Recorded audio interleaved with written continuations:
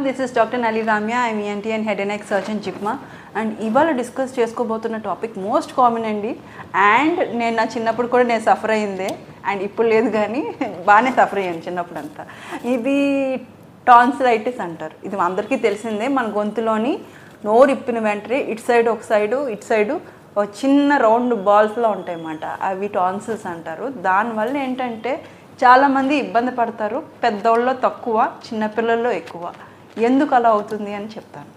First చాలామందికి ఒక doubt ఉంటుందండి. ఏంటంటే టాన్సిల్స్ ఉంటే వెంటనే ఆపరేషన్ చేసేయాలి. అసలు టాన్సిల్సే ఒక బ్యాడ్ పార్ట్ అన్నమాట. అది దానివల్ల ఏం ఉపయోగం లేదు అనే ఫీలింగ్ ఉంది. అలాంటిదేం కాదండి. టాన్సిల్స్ అనేది చాలా యూస్ఫుల్. అది ఇమ్యూన్ సిస్టమ్కి చాలా హెల్ప్ చేస్తుంది. దాంట్లో ఏంటంటే లింఫోసైట్స్ అని చిన్ని తెల్ల వైట్ బ్లడ్ సెల్స్, ఇప్పుడు ఆర్బీసీలు ఎలా ఉన్నాయి అలాగే వైట్ బ్లడ్ సెల్స్ అనేవి ఇవి వెళ్ళి ఆ యొక్క క్రిముల్ని చంపేస్తూ ఉంటాయి. అండ్ ఇమ్యూనోగ్లోబిన్స్, ఏవి ఇమ్యూనోగ్లోబిన్స్ అంటే ఇమ్యూనిటీ పెంచే ఒక ప్రోటీన్ అన్నమాట. అవి వస్తూ ఉంటాయి. అవి వెళ్ళి ఫైట్ చేసి చంపేస్తాయి అన్నమాట. సో నోట్లో ఇలా ఎంటర్ అవుతున్న ఏమైనా క్రిములు ఇవి వెళ్ళి చంపేస్తూ ఉంటాయి. అలా ఇమ్యూనోగ్లోబిన్స్ సెక్రీట్ చేస్తూ ఉంటాయి అన్నమాట ఇమ్యూనిటీ కోసం. సో అంత ఇంపార్టెంట్ టాన్సిల్స్. సో టాన్సిల్స్ ఉంటే ప్రాబ్లం కాదండి, కానీ టాన్సిల్కే ప్రాబ్లం వస్తే అప్పుడు ప్రాబ్లం. సో ఏంటి ఎలాగా ఈ యొక్క టాన్సిల్స్ ఎఫెక్ట్ అవుతాయి? ఫస్ట్ థింగ్ ఏంటంటే అందరికీ టాన్సిలెక్టమీ చేయమండి. ఉన్న టాన్సిల్స్ ఉన్న వాళ్ళు అందరికీ ఉంటాయండి టాన్సిల్స్. అసలు మన రెండు కళ్ళు ఎలాగో అలాగే టాన్సిల్స్ కూడా అంతే. అండ్ సెకండ్ థింగ్ ఏంటంటే మరి ఎప్పుడెప్పుడు టాన్సిల్స్ని తీసేస్తాము. అంత ఇంపార్టెంట్ అయిన స్ట్రక్చర్. కొంతమందికి ఏంటంటే పిల్లలకి ఎస్పెషల్లీ ఇమ్యూనిటీ లేదు, వాళ్ళకి ఇమ్యూనిటీ అంత ఎక్కువ ఉండదు. సో వాళ్ళకి ఇమ్యూనిటీ అంత ఎక్కువ లేనప్పుడు వాళ్ళు ఏంటంటే ఈజీగా కోల్డ్ కాఫ్ ఇవన్నీ వచ్చేస్తూ ఉంటాయి. కోల్డ్ కాఫ్ వచ్చి గట్టి స్ట్రెయిన్స్ అంటూ ఉంటాయి అన్నమాట క్రిములు. అవి అటాక్ చేసేసినప్పుడు ఆ వాటిని ఇన్ఫెక్ట్ చేసినప్పుడు రికరెంట్గా వచ్చినప్పుడు అలా రికరెన్స్ అందరికీ వస్తుందండి. చిన్నప్పుడు వస్తుంది, కానీ ఎంత ఫ్రీక్వెన్సీలో వస్తుంది అని కూడా మనం చూస్తాం అన్నమాట. పేషెంట్స్ కూడా మనం చూసుకుంటున్నాం. ఏంటి అంటే స్లీప్ డిజార్డర్డ్ బ్రీదింగ్, అంటే నోరు ఓపెన్ చేసి పడుకుంటూ ఉంటారన్నమాట. అలా వస్తూ ఉంటుంది, ఊపిరి ఆడదు. అలాగా ఈ యొక్క టాన్సిల్స్ వల్ల కూడా ఊపిరి ఆడలేని పొజిషన్ వస్తున్నప్పుడు అలాగా అప్పుడు ఆపరేషన్ చేస్తాం అన్నమాట. అది పిల్లల్లోకి ఇది కామన్ అండ్ పెద్దోళ్ళలో కూడా కామన్ అండి. ఏంటంటే అబ్స్ట్రక్టివ్ స్లీప్ యాప్నియా సిండ్రోమ్ అంటారు. పెద్ద టాన్సిల్స్ ఉన్నా కూడా వచ్చేస్తుంది వాళ్ళకి. వచ్చినప్పుడు ఊపిరి ఆడక ఇలా లెగుస్తారు. పిల్లల్లాగే పెద్దోళ్ళు కూడా లేచిపోతూ ఉంటారు. ఎక్కువ వస్తుంది. అప్పుడు టాన్సిల్స్ కూడా పెద్దగా ఉండొచ్చు. మోస్ట్లీ ఏంటంటే ప్యూబర్టీ అంటే 17-18 ఇయర్స్ వచ్చేసిన తర్వాత అంత ఏం ఉండదండి. టాన్సిల్స్కి అంత ఇన్ఫెక్షన్ ఏం ఉండదు. అంటే ఇమ్యూన్ ఫంక్షన్ అక్కడ తగ్గిపోతూ ఉంటుంది. కానీ కొంతమందికి ఉంటుంది ఇంకా పెద్దగానే, అప్పుడు ప్రాబ్లమ్స్ వస్తాయి అన్నమాట. అప్పుడు ఈ OSA obstructive sleep apnea syndrome ఇలాంటి ప్రాబ్లమ్స్ వస్తుంది. ఇంకోటి ఏంటంటే మూడోది పెరిటాన్సిలర్ యాబ్సిస్ అంటాం. ఏంటంటే ఈ టాన్సిల్ ఉన్నది చూసారా, ఈ టాన్సిల్ ఇక్కడ ఉన్నప్పుడు దీని వెనకాల పసిపెట్టేస్తుంది అన్నమాట. ఇలా వాచిపోతుంది, మింగలేరు. ఇలాగా ఏదో కైండ్ ఆఫ్ వాయిస్ వస్తుంది, వెరైటీగా వస్తుంది వాయిస్. ఈ అన్ని కండిషన్స్ ఉన్నప్పుడు వెంటనే టాన్సిలెక్టమీ. అది మీకు పెరిటాన్సిలర్ యాబ్సిస్ అంటే పసిపెట్టడం.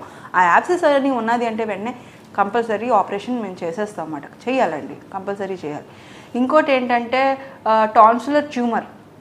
ఒక్కోసారి క్యాన్సర్ వస్తుందండి పెద్దవాళ్ళకి. మోస్ట్లీ ఏంటంటే పిల్లలకి అంత ఎక్కువ కాదండి, అంటే రావచ్చు. కానీ ఇలాంటి క్యాన్సర్ ఉన్నది చాలా రేర్ కండిషనే. కానీ క్యాన్సర్ వచ్చింది, టాన్సిల్ మీద ఏమైనా పెరిగింది అన్నప్పుడు బయాప్సీతో పాటు టాన్సిలెక్టమీ చేసేసి మేము పంపిస్తాం అన్నమాట ఎంతవరకు వెళ్ళింది అనేది. సో ఈ యొక్క కండిషన్తో పాటు ఇంకో కండిషన్ ఉన్నది, అదేంటంటే పిఎఫ్ఏపిఏ అంటే సిండ్రోమ్. ఇదేంటంటే పీరియాడిక్గా ఫీవర్ వచ్చేస్తూ ఉంటుంది, కంటిన్యూస్గా వస్తూ ఉంటుంది.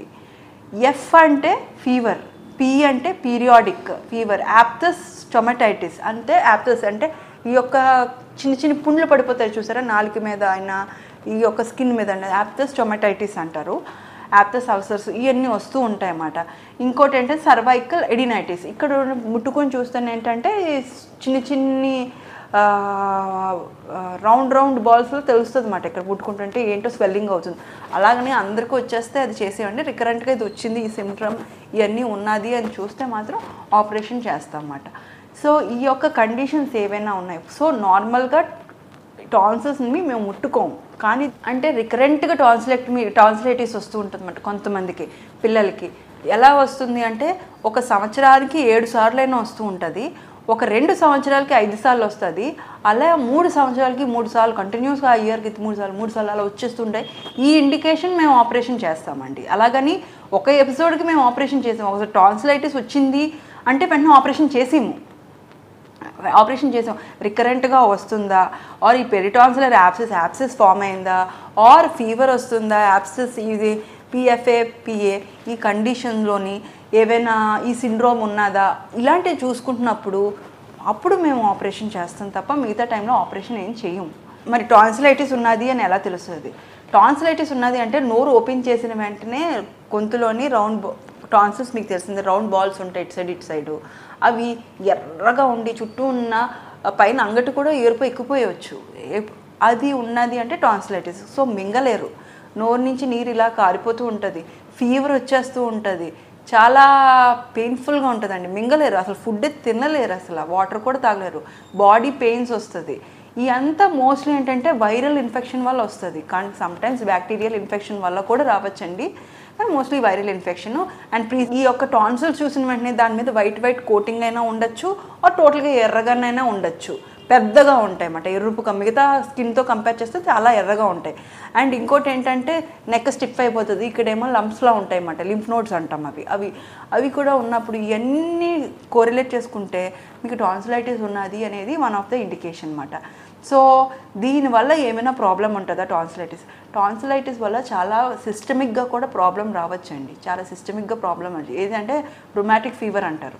ఈ రుమాటిక్ ఫీవర్ అంటే ఏంటంటే హార్ట్ ప్రాబ్లం రావచ్చు, హార్ట్కి జాయింట్స్కి నొప్పులు వస్తూ ఉంటాయి, హార్ట్కి మంచి అక్కడ బ్యాక్టీరియా పెరిగిపోతూ ఉంటుంది, ఈ రుమాటిక్ ఫీవర్ అంటూ ఉంటాం. అండ్ హార్ట్ ప్రాబ్లం రావచ్చు, జాయింట్ ప్రాబ్లం రావచ్చు, మజిల్ ప్రాబ్లం రావచ్చు. ఇంకోటి ఏంటంటే కిడ్నీ ప్రాబ్లం కూడా రావచ్చు, పోస్ట్ స్ట్రెప్టోకోకల్ గ్లోమెరులర్ నెఫ్రైటిస్ అంటమాట. అది ఏంటి అంటే ఈ స్ట్రెప్టోకోకస్ అనేది బ్యాక్టీరియా అన్నమాట. ఈ బ్యాక్టీరియా ఎక్కువైపోయినా మోస్ట్లీ టాన్సిలైటిస్ వచ్చేది ఈ బ్యాక్టీరియా వల్లే. ఈ బ్యాక్టీరియా ఎక్కువైపోయినప్పుడు ఈ యొక్క ఇష్యూ కిడ్నీ వరకు కూడా వెళ్ళొచ్చండి. అప్పుడు కిడ్నీ ఎఫెక్ట్ అయిపోతుంది, దెబ్బతింటుంది, పోస్ట్ స్ట్రెప్టోకోకల్ గ్లోమెరులర్ నెఫ్రైటిస్ ఇది. సో దానివల్ల చాలా ఇష్యూ వచ్చేస్తుంది, ఎస్పెషల్లీ పిల్లలకి ఇమ్యూనిటీ తక్కువ ఉంటుంది కదా. స్కిన్ ప్రాబ్లమ్స్ కూడా రావచ్చు, స్కిన్ ప్రాబ్లమ్స్ ఈ యొక్క బ్యాక్టీరియల్ ఇన్ఫెక్షన్ ఎక్కువైనప్పుడు ఇదంతా ఇక్కడ రిసైడ్ అవుతుంది ఎక్కువ ఈ యొక్క బ్యాక్టీరియల్ ఇన్ఫెక్షన్. సో దానివల్ల ఏంటంటే స్కిన్ మీద ర్యాషెస్ కూడా వచ్చేయచ్చు.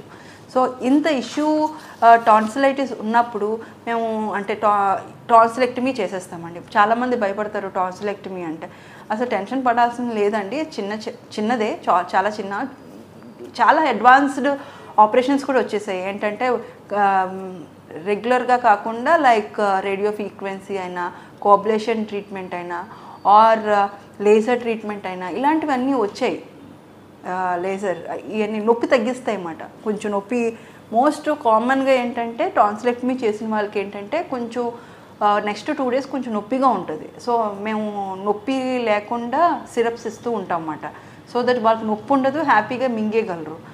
ఈ పిల్లలకి కొంచెం ఇబ్బంది కాబట్టి వాళ్ళని గార్గ్లింగ్ చేసి బ్లీడింగ్ క్లాట్స్ మెయిన్గా ఏంటంటే ఈ టాన్సిలెక్టమీకి ట్రీట్ చేసి అనెస్థీషియా డాక్టర్ గారు చూసిన తర్వాత అంతా బాగున్నది, యాక్టివ్ ఇన్ఫెక్షన్ ఏం లేకుండా ఉండి, ఫీవర్ లేకుండా ఇలాంటివి ఉన్నవి లేనప్పుడు ఆపరేషన్ చేస్తామండి. ఎందుకంటే ముందుగానే యాంటీబయాటిక్స్ ఇచ్చి తగ్గిస్తాం, లేకపోతే ఇన్ఫెక్షన్ ఉన్న టైంలో చేస్తే కొంచెం బ్లీడింగ్ ఎక్కువ అవుతుంది.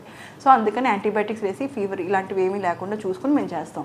సో ఒక ఆపరేషన్ అయిపోయిన తర్వాత ఒక రోజు అంతా హాస్పిటల్లో ఉంచుతాం, ఎందుకంటే మానిటర్ చేస్తాం ఏమైనా బ్లీడింగ్ ఏమైనా అవుతుందో, గొంతు పక్కన 2 బాగానే తింటున్నారా అండ్ మింగగలుగుతున్నారా, ఫుడ్ సరిగా ఏమైనా ఇష్యూస్ ఏమైనా ఉన్నాయా అంటే అబ్జర్వేషన్లో ఉంచుతాం అన్నమాట. అబ్జర్వేషన్లో 1 night అంతా ఉంచిన తర్వాత పొద్దున బాగానే ఉన్నారనుకోండి హ్యాపీగా ఇంటికి పంపించేస్తాము. అండ్ ఒక 1 month వరకు కొంచెం సాఫ్ట్గా ఫుడ్ పెట్టమంటాము, ఐస్ క్రీమ్స్ పెట్టమంటాం పిల్లలకి, ప్రాబ్లం లేదండి, ఫుల్గా ఐస్ క్రీమ్స్ తినేయచ్చు ఆ టైంలో, ఎందుకంటే ఐస్ క్రీమ్ వల్ల బ్లీడింగ్ గట్టిగా క్లాట్ అయిపోతుంది అన్నమాట. సో అందుకని ఫుల్ ఐస్ క్రీమ్స్ పెడతాము. అండ్ హ్యాపీగా కొంచెం ఏంటంటే ఇడ్లీ పాలు కలిపేసి అన్నం మెత్తగా చేసేసి అలాగే పెడతాం అన్నమాట, ఏమైనా చల్లగానే పెడతాం.